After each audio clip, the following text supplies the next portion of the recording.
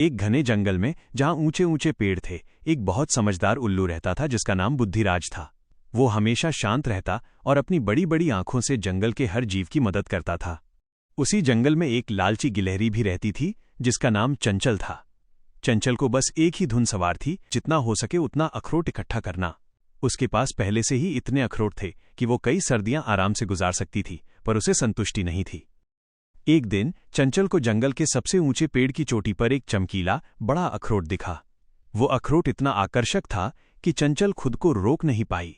उसने सोचा, अगर ये अखरोट मेरे पास आ गया तो मैं जंगल की सबसे अमीर गिलहरी बन जाऊंगी।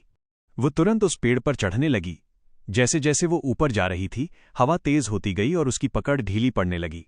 अखरोट के लालच में वो इतनी आगे बढ़ गई थी कि नीचे उतरना भी मुश्किल हो गया। घबराकर चंचल जोर जोर से चिल्लाने लगी। बुद्धिराज उल्लू ने उसकी आवाज सुनी और झट से उड़कर उसके पास पहुंचा। बुद्धिराज ने शांत स्वर में कहा, चंचल, तुम्हें क्या हुआ? तुम इतनी ऊपर क्यों आ गई? चंचल कांपते हुए बोली, बुद्धिराज, मुझे वो चमकीला अखरोट चाहिए था। अब मैं फंस गई हूं, मैं गिर जाऊंगी। बुद्धिराज ने मुस्कुराते हुए कहा, चंचल, लालच हमेशा मुसीबत लाता है।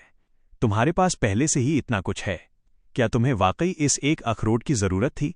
चंचल को अपनी गलती का एहसास हुआ। उसने रोते हुए कहा, नहीं, मुझे इसकी जरूरत नहीं थी, मैंने लालच किया।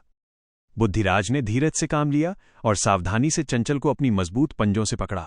धीरे धीरे वह उसे नीचे सुरक्षित जमीन पर ले आया। नीचे पहुंचकर चंचल ने राहत की सांस ली और बुद्धिराज को धन्यवाद दिया। उसने वादा किया कि अब वो कभी लालच नहीं करेगी। हमारी कहानी सुनने के लिए आपका धन्यवाद। और भी ऐसी कहानी सुनने के लिए चैनल को लाइक और सब्सक्राइब करें।